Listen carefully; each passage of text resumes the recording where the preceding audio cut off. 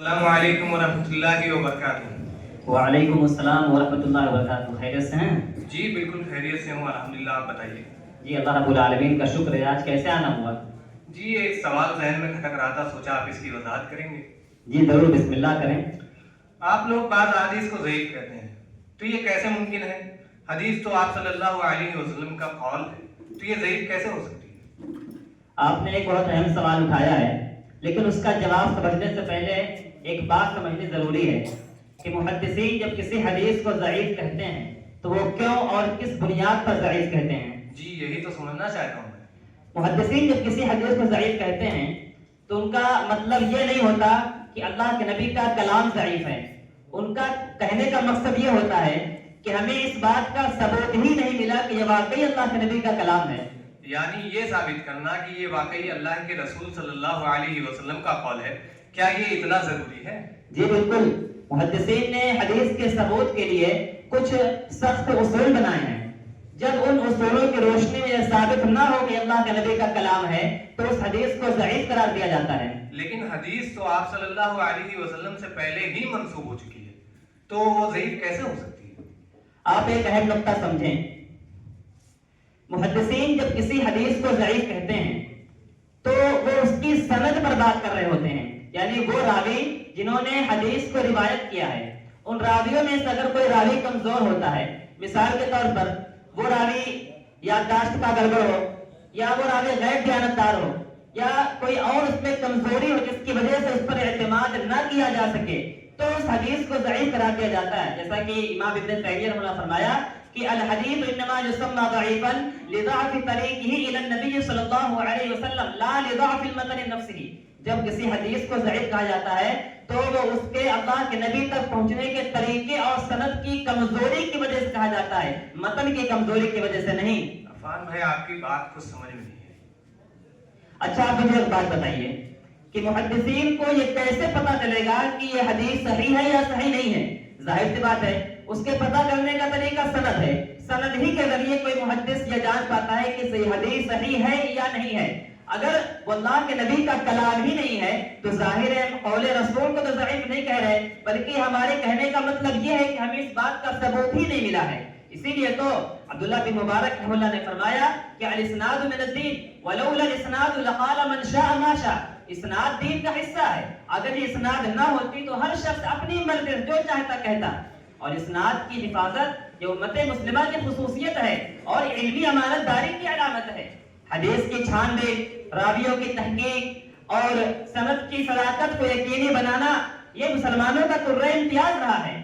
اسناد کی حفاظت نے ہمارے علوم کو، اسلامی علوم کو تحریف سے بچایا ہے اور امت مسلمہ کے علمی ورثے کو مستند بنایا ہے۔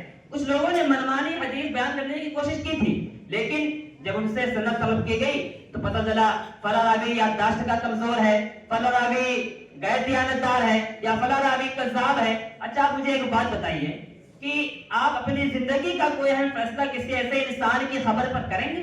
بالکل نہیں۔ کوئی شخص اگر کوئی بات بھول جانے والا ہو یا غیر دیانتدار ہو تو ہم اس کی بات پر کیسے یقین کریں گے؟ جی بالکل، جب آپ اپنی زندگی کا کوئی اہم فیصلہ ایسے کسی انسان کی خبر پر نہیں کریں گے تو حدیث رسول اور آخرت کا معاملہ اس سے کہیں زیادہ اہم ہے۔ آپ کی بات بالکل صحیح ہے، لیکن ہم نے بعض مولویوں کو کہتے ہوئے سنا ہے حدیث ضعیف ہوئی تو کیا ہوا، حدیث ہے نا، اگر ماں باپ ضعیف ہو جائے تو کیا ہم انہیں گھر سے نکال دیں گے، یا ضعیف ہو جانے کے بعد وہ ہمارے ماں باپ نہیں رہتے؟ میں آپ کو پہلے بتا چکا ہوں کہ جب محدثین کسی حدیث کو ضعیف کہتے ہیں تو کیوں کہتے ہیں؟ اس لیے کہ ثبوت نہیں ملا ہے۔ تو حدیث کہنا یہ حقیقی نہیں ہے، بلکہ ہمیں تو شبہ ہے کہ وہ حدیث ہے یا نہیں۔ یہ جعلی ڈگری کی طرح ہے جس کے لیے ہم ڈگری کا لفظ استعمال تو کرتے ہیں، لیکن جعلی کہہ کر کے اس کے عدم اعتبار کو بیان کر دیتے ہیں کہ یہ کسی کام کا نہیں ہے۔ اور ماں باپ کے ضعیف ہونے سے اس کی تشبیہ دینا مغالطہ آمیزی ہے۔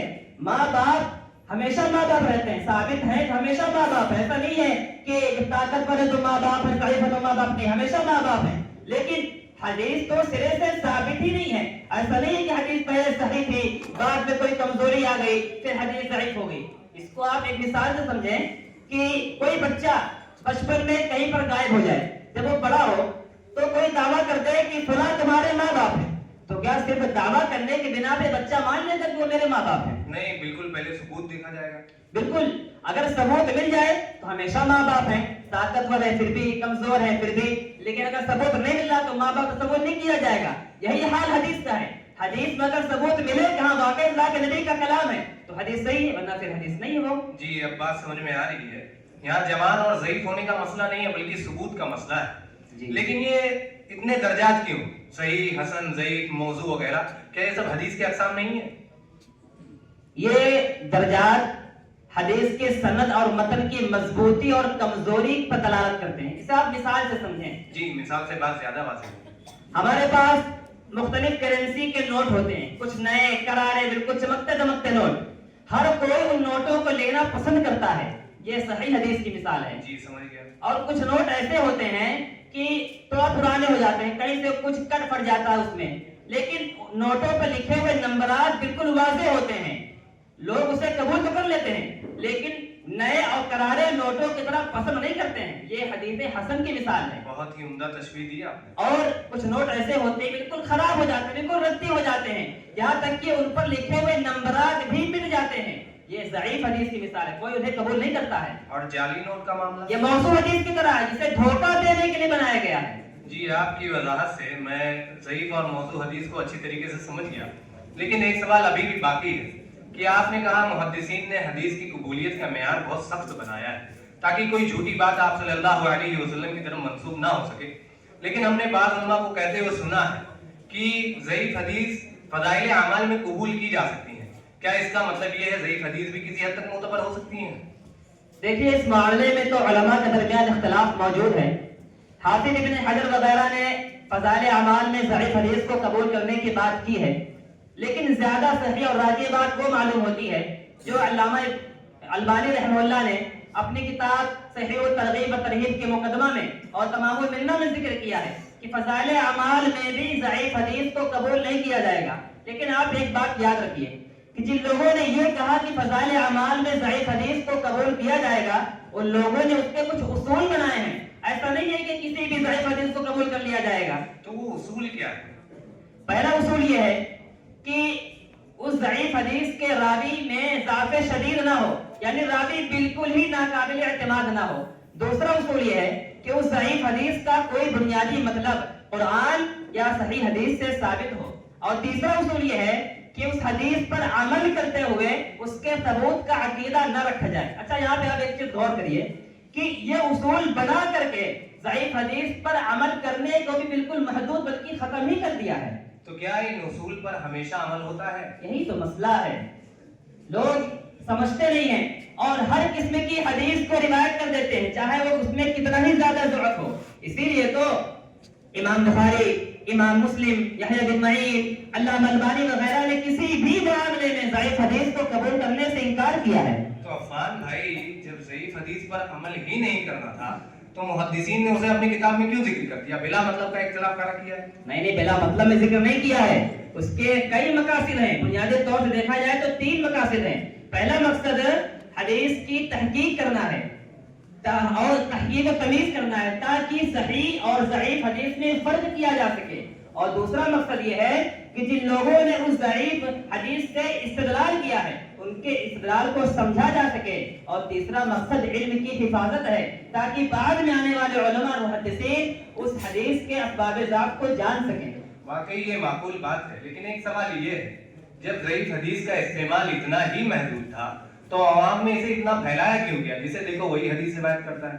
दरअसल बहुत सारे लोग इल्म हदीस की बारीकियों से वाकिफ नहीं होते हैं और हर हदीस को यकसा मकाम दे देते हैं, या कुछ लोग जज्बात में आकर के हर हदीस को रिवायत कर देते हैं चाहे वो साबित हो या ना हो।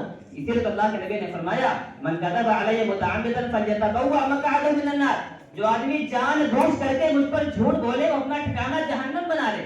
इसीलिए किसी भी हदीस पर अमल करने से पहले उसकी तहकीक जरूरी है, चाहे वो आलिम हो या कोई आम आदमी हो, इसलिए कि दीन के मुआमले में गलत बात आगे बढ़ाना बहुत बड़ा गुनाह है। जज़ाकल्लाह अफान भाई, आज आपने मेरे कई शुकों को, इश्कालात को दूर किया है, लेकिन आखिरी सवाल ये है, सही और ज़ईफ हदीस को पहचाना कैसे जाए? हर कोई तो मुहद्दिस नहीं बन सकता है। जी जी बिल्कुल, हर कोई मुहद्दिस नहीं बन सकता है, लेकिन आज के जमाने में बड़ी आसानियां हैं। علماء کی کتابیں موجود ہیں، معتبر حدیث کے مجموعے ہیں، تحقیق شدہ مواد ہیں. اگر ہم کسی حدیث پر عمل کرنا چاہتے ہیں تو پہلے ہم اس کی تحقیق کریں اور اس کے بارے میں علماء کرام سے دریافت کریں. اور ایک چیز ہمیشہ آپ یاد رکھیے کہ اسلام میں اصل قرآن اور صحیح احادیث ہیں. جی یہ بات بھی سمجھ میں آئی، اللہ آپ کو جزا دے. آج واقعی آپ سے بات کر کے دل مطمئن ہو گیا. اللہ ہمیں علم و عمل کی توفیق دے. السلام علیکم ورحمۃ اللہ وبرکاتہ. وعلیکم السلام ورحمۃ اللہ وبرکاتہ.